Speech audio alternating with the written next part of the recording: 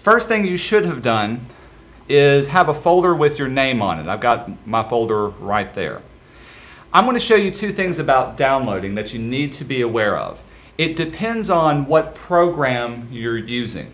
If you didn't know, you can find all of your programs by taking your mouse, going down to the bottom, and you can see the dock will pop up. And these are most all of the programs that we'll be using. Since we teach web design in here, we've got a variety of different internet browsers to work with. I like to either use Firefox or Safari for whatever I'm using, but both of them work a little bit different. Right now, I'm in Firefox. I know I'm in Firefox because at the top left-hand side, this is the program that we're running. So if you accidentally click off of something or something's not working, check to make sure that you're actually in that one. Watch what happens if I click on my desktop. Now what am I running? Finder. Finder is Apple's kind of remote operating system. It just helps you find things. It helps you make your folders, that kind of thing. If you see Finder, just click back on your window. You're back in Firefox. So if I needed to download something, let's say from Project 1, these are the digital instructions for the first project. If I click on it, it's going to automatically start downloading whatever I need. You saw the little icon up here. But where did it download to? If I clicked on this icon, it'll show me what I downloaded, and if I clicked on it, I can open it up from here. But I need to know what folder it went to, because I can keep clicking this several times, and all it's going to do is keep downloading it multiple times. It's not going to open up itself. If you look down in your dock, the far right-hand side, there's a couple of different folders down here. Here's a folder for downloads. When I click on it, it expands up, and here's all the different things that I've downloaded. Now I've got mine in order of most recent downloads, and so you can see here's the file that I recently downloaded. And you can see I downloaded it several different times. If I wanted to open this up, y'all find the Option key on your keyboard, the very bottom, close to the space bar. We'll minimize that. If I hold down Option and click on my downloads, excuse me, not Option, Command key. If I hit Command and click on it, it'll open this up in its own little window, and I can move it around. I kind of like this a little bit better. What you need to do, if you ever download something, try to keep the downloads folder a little bit clear. So I'm going to move this from downloads to my folder that I can work on. Let's do the same thing in Safari. I've got Firefox pulled up. Here's my Safari browser. Totally different web browser. Actually, I just took roll, so let's go back to our main page. For this one, this right here is a zip file. This has all of the information you need for this first project. If I click on it, I get a little icon that goes down to my downloads folder. Does the same thing. I can click on here, there's the symbols, and I can drag this into my folder as well. The main thing is you want to keep everything clear. If you've got a jump drive, save things to your jump drive. If you've got a folder, make sure your folders are there. Know where you're saving things to. We'll get into more of that from there. And I'll close this out. By the way, the second thing, if you have too many windows open, you can tell I've opened up lots of different things, and I need to kind of clear away everything. You found the Command key. Check out F3 at the very top. If you hit Command and F3, everything kind of flies away and I can see my desktop. And from here I can quickly find files and open things up. If I hit Command F3 again, it'll come back to there. It's a nice thing to know. If I need to minimize something, hit the yellow button and it will genie itself down into your dock. And if you go to the far right hand side, that's where your file folder will be when working for this. So if you ever see me close out something by hitting the yellow tab, that's what I'm doing. I'm just putting it down into my dock, and I can click on it again and bring it back up. Pretty cool? Any questions on that? That's your quick intro to using this. Let's genie that away. All right, let's jump into Illustrator and start learning this. Illustrator, if you see it at the bottom, is your orange little icon, is what's known as vector-based drawing software. Vectors are very, very different kind of way of thinking. How many of y'all did your homework quiz on Moodle? Y'all be sure to do it. When's it due? September 3rd. You got till Thursday to finish it up. So vector drawing software is, like I said, it's a little bit different way of thinking about drawing things. It's very, very math-based. Y'all look up here. In math, how do you draw a line? What do you need? A pencil. Don't you get smart with me. That's okay. A ruler. Yes. You need a ruler, you need a pencil. Mathematically, what do you need to draw a line? This is kind of a geometry question. 2 points. 2 points. Very good. That's what I'm looking for. 2 points. And then you get your pencil and your ruler and you draw between the two. You are correct too. But you need 2 points. In order to draw any line, you got to have a starting point and some sort of ending point. This is the way vectors work. You're going to be telling the computer where your points are, and the computer is going to be doing the mathematics to draw the line. The computer is going to take out its ruler and pencil and draw the line for you. So if I needed to change this line, if I needed it to go in a different direction, if I needed to make it larger or smaller, what do I really need to change from here? Points. The points. Just change your starting and stopping point. I can move it down here and then take it out from there. If I want to make it bigger, just stretch out the points and draws between there. It's vector-based because you're telling starting and stopping, and the computer does the work drawing it in there. Now later we're going to jump into Photoshop. Photoshop is raster-based or pixel-based. If I was drawing this in pixels, I've got to be able to draw every single little pixel. I've got to tell the computer where those pixels are located. So here, all I've got to tell the computer is a starting and stopping point. So which files do you think are bigger? Which do you think has to take more memory to save something? A pixel-based or a vector-based? Pixels, yeah. Why pixels? Because there's like millions of tiny little squares. Millions, yeah. You've got to tell every single one of them. And if I change those pixels, I got to change every pixel in between there.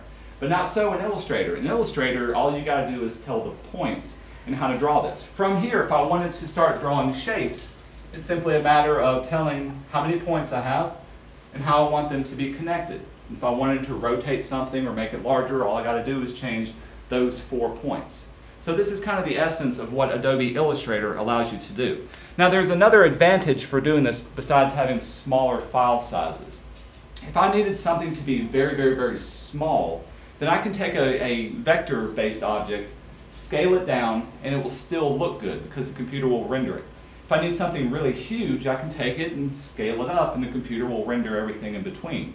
What's something that needs to be very small and very large? What's an artistic type object that y'all see often? A billboard. A billboard, very good. What would you put on a billboard that needs to be so big? A lawyer's face. A lawyer's face, okay. Hold that thought, very good. You're close. I'll add on to my question. Okay. What's something that needs to be so large you can put it on a billboard and still look good so small that you can put it on something like a business card? Logo. Words, logos, those kind of things, exactly. Logos, typography, the fonts that you use, those are all vector-based objects. And so they need to look good no matter what size scale that you have. You put them on a t-shirt, put them on a business card, put them on a coffee mug, a billboard, write it in the sky. Well, not necessarily that. But you can be able to do that. When we get into Photoshop and you actually have a person's picture that's made up of pixels, we'll talk about rasterization and how it becomes kind of blurry. The thing is, you're looking at it from a distance, so usually you don't see that kind of thing as well. Okay, very good. So let's jump in. Let's actually look at the software that we're using. My voice is starting to crack up a little bit, so I'm sorry for having to drink some water. Whenever you launch Illustrator, this is the first thing that you're seeing. Is everybody seeing my screen? If you're not, uh-oh, did it let go? Hang on a second.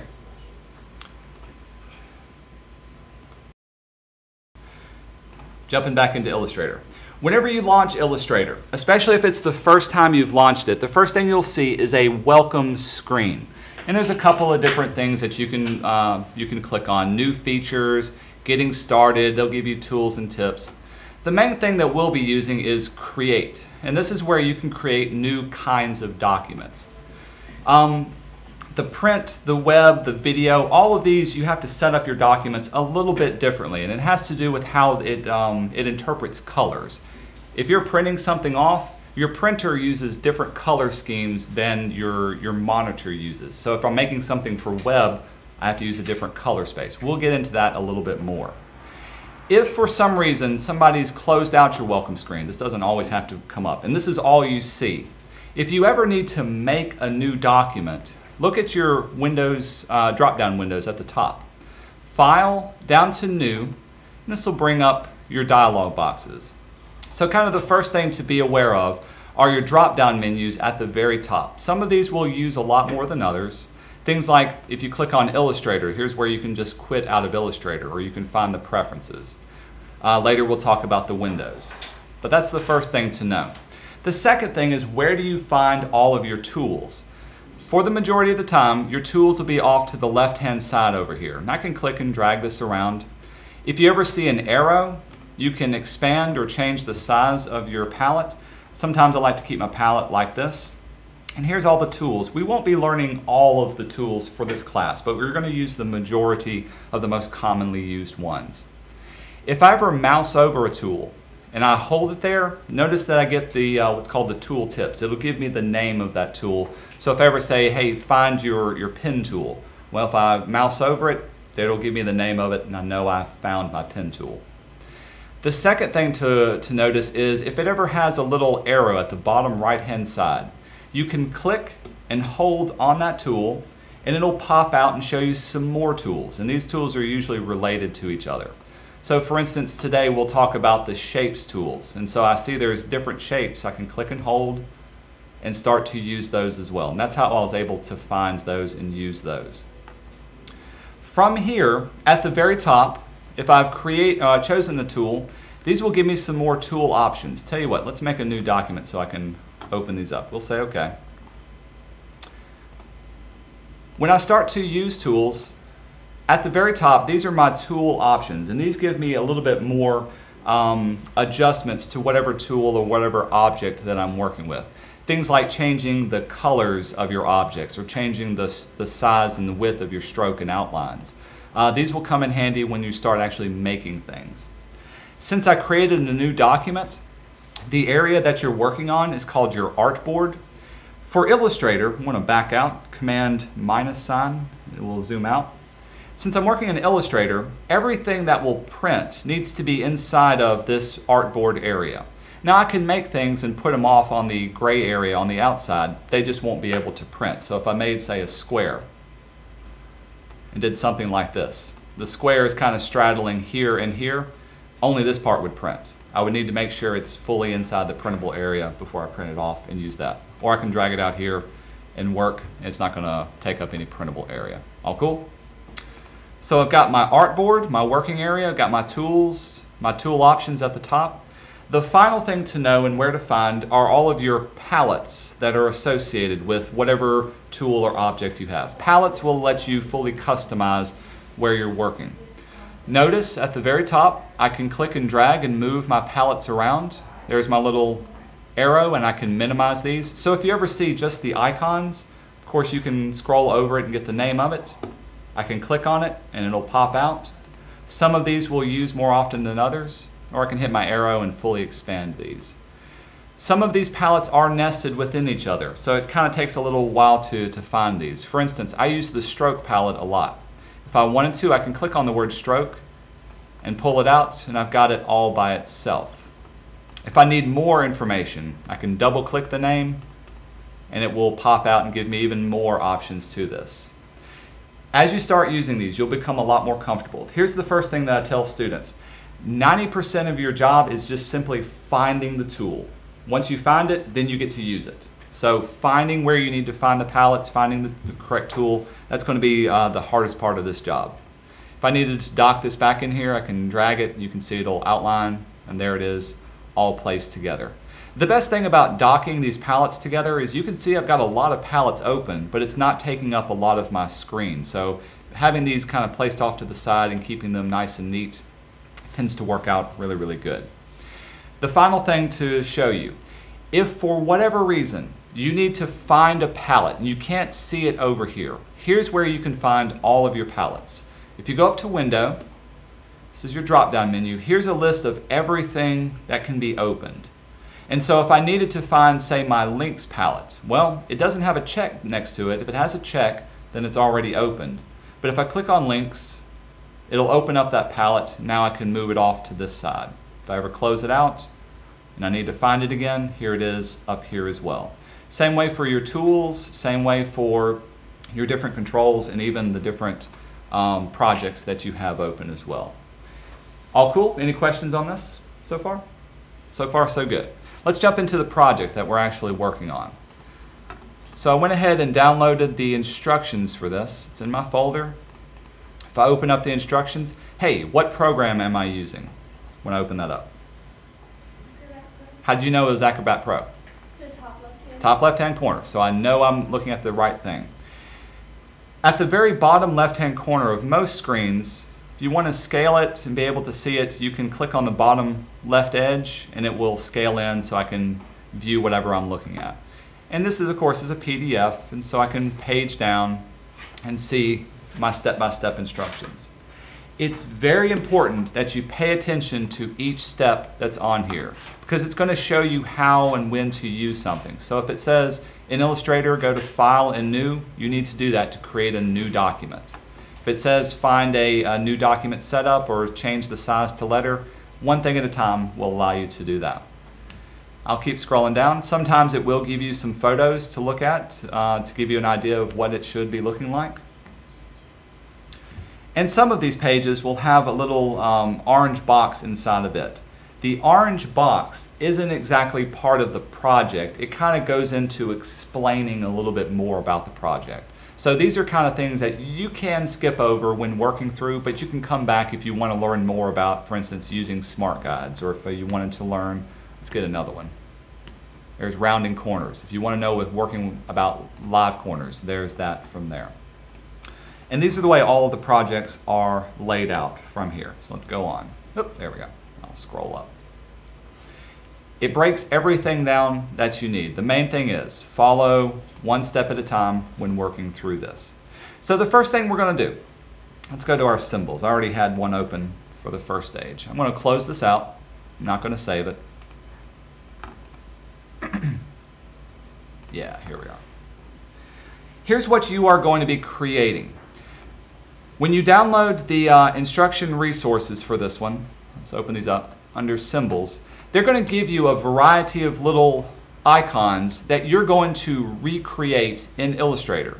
And they've given them to you very, very small, very pixelated. So they're asking you to clean them up and re-vectorize them. And we're going to use different basic tools to be able to do this. But the first thing we need to do is to be able to create some basic shapes in Illustrator. So I'm going to make a new file. And the first thing I need to know about making a new file is the size of my page that I'm working on. In Illustrator, you've got some predefined sizes. If I click on these, there's letter size, there's tabloid. Hey, what's the size of a regular letter size sheet of paper? Height and width. 8.5 by 11. So if I choose letter, there it is, preloaded 8.5 by 11 here. As far as orientation goes, so there's portrait, which means it's up and down, so the width would be 8.5, versus landscape, where the height would be 8.5. So one would be taller, one would be shorter. Another thing that trips a lot of people up is the units that people are working in. By default, I like to work in inches, but sometimes it'll be loaded up as points. If I choose points, check out what happens to my height and width. 792 PT, points from there. Usually typography and lines are measured in point sizes. What Illustrator has done is it's automatically converted 8.5 and 11 inches into points. Check out what happens if I try to type in 8.5 IN.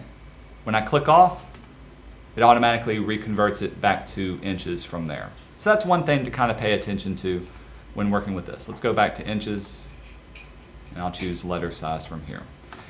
There are some more advanced things that you'll get into as far as changing your color mode and all of this. For now, I'm going to keep everything the same. We'll say OK. So what's this working area that I'm working in? Do you remember what it's called? Artboard. The artboard is what I want to see. Since I'm looking at my my instructions here, I'm going to move this off to the side, keep that on one area, click back on here and pull this down. So now I can see two documents at one time. I can actually scroll through this one and scroll through and work on this one. Or I can pull this out and work from here. So let's look at some of the tools that we have. I told you we'll be working with the Shapes tool. Here's some things to know about these. Click and hold. I've got, say, my rectangle that I'm creating. Most shapes, if I click and drag, will create whatever shape that I need. If you see my cursor, I've got a width and a height that's following it. So that's one easy way I can tell exact size that I'm working in. Whenever I let go, I've created the shape. Remember, we're working in points, so what I've actually done is I've created a point at each little edge. And if I click and drag, I can make as many objects that I need from here. If I need a specific size for a shape, let's say I need something that's exactly 2 inches by 2 inches. I've got my tool selected. If I just click once, this will give me this dialog box. Now I can type in a specific height and width, and when I say OK, it's created that box to be exactly that size. Pretty cool? This works for any of the other shapes tools that you have.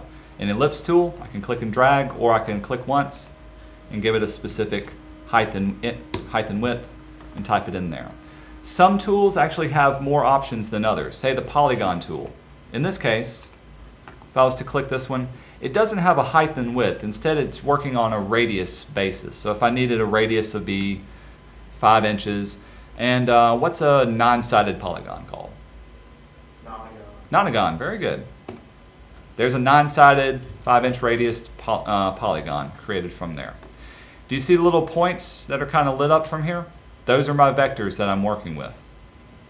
The second most common tools that you're going to use are your selection tools. And Illustrator comes in 2 different flavors of selections. For those of y'all who did the quiz, what are the 2 different ones? What do they do? Just the regular selection tool and the direct selection tool? Uh-huh. So what does the regular selection tool allow me to do? The regular selection is the black arrow. It allows you to select an entire object. and Bingo. move around. Exactly. The most common one is, I call it the black arrow, regular selection tool. With this one, I can click on it. I can move my objects around. I can move multiple objects. Also, I get what's called a bounding box, and this is just the rectangle that's going around the entire object. If I wanted to scale this object, you can click on your bounding box, and you get the little double arrows, and I can drag it in and change the height and width of this particular object. If I wanted to rotate an object, I can move my selection tool just outside the bounding box, and you see I've got a curved arrow. I can click and drag and be able to rotate and transform this object. So the selection tool is very, very powerful to be able to use in working with this. If I needed to select multiple objects, first of all, I can deselect them by clicking off. So now it's deselected. I can click and drag, and you can see I get a little marquee that follows my tool. When I let go, anything that touched that marquee is now selected, and I get a bounding box over all of those. I can move all of them at the same time. I can scale all of them, I can rotate all of them, working together. Click off to deselect. Another way of selecting something is to hold down your Shift key. Y'all find the Shift key. I like to use the keyboard shortcuts on the left-hand side. Holding Shift will allow me to add on to any selection that I have. That's a common keyboard shortcut in all of the Adobe software. By the way, if you need to delete something, once you have it selected, hit delete and it's gone. So let's delete some of these away and actually work with these 2 things. So I've got 2 different vectors that I'm working with. I'm going to Command plus sign, and that'll zoom me in. Let's scroll up and work with these 2. The second kind of selection tool is your white arrow tool. This is the direct selection tool. This one works a little bit differently. If I click in the middle of my object, I can move it around, but this one will allow me to select individual vector points. If I was to hover over it, you can see it kind of lights up. I can click on it and be able to move and transform just that specific vector. So if I needed to create a lopsided kind of polygon, that's what it allows me to do. This works great for any kind of straight edge polygon or vector shape. What about curved vector shapes? Of course, this is 100 different little points. Well, if I click on it, it's actually giving me 4 different points to make this circle. Watch what happens when I click on one of these points. I get these little extra handles. Do y'all know what these are called? Anybody pick up on this? The little extra handles, these are called Bezier handles. This would make for a great test question. I'll even write it up on the board. B-E-Z-I-E-R. Bezier is a French word, so the R is kind of dropped off from here. Bezier was a French mathematician who came up with this concept. Y'all check this out. If I wanted to be able to control the curve, this is where I can click on the handles and move these around. And you can see each handle kind of works like a rocker, and I get an idea of how that handle looks. And each one, of course it's a curve, has its own little shape. I can move my vector point around, and I can change up how my curve actually works, pulling them in and out like this. So the Bezier handles are very, very important to know when working with curved objects. If you don't have a curvature, it's not going to have the Bezier handles. Later on, we'll talk about how to add and create the Beziers from this one. But that's the main thing to know when working with these two different kinds of objects. I've been using Illustrator a long time, so I can quickly draw stuff as far as curves go. Bezier handles take a little bit of practice to know exactly where things are going to be working with. And that's part of the fun of learning this software. So let's get rid of these. Let's actually kind of jump in and do some part of the object. What it's going to be asking you to do is to create a series of little rounded rectangles or rounded squares off from here. Now we do have a rounded rectangle tool, and if I clicked once, I can type in a specific size. I can even give it a corner radius and create one this way. The newest version of Illustrator has a new little feature to it. I'm going to choose my regular rectangle tool and draw off this rectangle. I'll zoom in so we can see it. Notice that I've got some little points inside the edges. These are my, oh I forgot what they're called, but if I click on it, I can quickly round over those particular edges for everything that I have.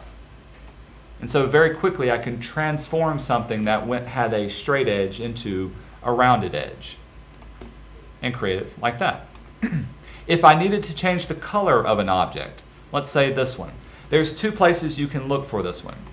At the very bottom of your toolbox, you have two different swatches for picking color. In Illustrator, everything has a fill color and everything has a stroke or an outline color. And if I click on, say, the fill color swatch, or double click on it, this will bring up my color picker, and I can choose any hue that I need. So let's say I chose a blue. Once I chose the hue, I can choose the intensity and the saturation of it. So if I needed a very bright blue, there it is from there. When I say OK, you can see it's changed to that as well. Let's change the stroke color. Double click on the stroke edge, notice it'll bring it to the front. And if I gave it a red, we'll say OK. It's very small, but there's a red outline going around it. If I needed to change the size of my outline, here it is, the stroke at the top. I can increase it this way, or I can choose some predefined stroke sizes to work with for that. Let's do the same thing for this one. In this case, another place you can look to change the color are these two swatches up here. These are some predefined color swatches, and we'll talk about creating colors and saving them up here. But if I needed to choose an exact orange, there's my fill color, it's been filled in with orange. If I needed my stroke to be exactly green, there it is, and I can change the width of my green as well. And this is kind of the basics of creating simple things. Now you can get a lot more complex with this. I'll show you one final thing. If I've got it selected and I need to completely get rid of a color, I don't want there to be any stroke at all. Here's how you can make a null or a none color. Up in my stroke options, we'll click down. The very first one has a red line going through it. That simply means there's no color whatsoever. So if I chose it, it's just a filled color object. I can do the same thing for the fill color. I'll even stack this on top of it. We'll bring it to the front. We'll talk about that. If I go to my fill color, choose none, now it's just an outlined object. It's not just white, it's completely transparent when working with this. Later on, we'll get into a little bit more when working with these. The final thing I wanted to show you is making multiple copies of different objects that you have. If I have an object selected, y'all find the Command key, Command C and Command V are your copy and paste. You've probably used this, especially if you've used Windows, it's the same thing. So Command C, with it selected, Command V will paste whatever object that I just copied. And as long as I hit Command V, it'll paste multiple ones on here. I can move them around. Let's get rid of these. Here's another quicker way of doing it. Y'all find the Option key again? Watch my cursor. As I hold down my Option key, I get a double arrow. From here, I can click and drag and quickly make a copy of an object. So whatever I have selected, if I needed to quickly make a copy, too far, of these three, hold down Option, and I've made a copy of those as well. Pretty cool? By the way, all the keyboard shortcuts that I have, if I have them selected, you can go under your Edit drop-down menu. So there's copy and paste. Hey, there's different kinds of ways of pasting something and cutting. Off to the side here, these are your keyboard shortcuts. So the little flowery looking thing, that's your Command key. The arrow is your Shift key, and the little stair-step thing here is your Control key, or excuse me, your Option key. So for this one, it would be Option, Shift, Command, V to paste on all our boards. This would be Command I, Shift, Command K to set up different things with that. What you're going to be doing when setting this up is, at least for the first part, setting up your new document. Oh, come on PDF. Let's go back to here. Oh, it's locked up. You're going to be setting up a new document. You're going to be creating the different outlines, and then you're going to be placing the little icons into here. Remember, I don't expect you to be able to finish this up in class today. We're going to have several class days to be able to work on this one. When's the first project due?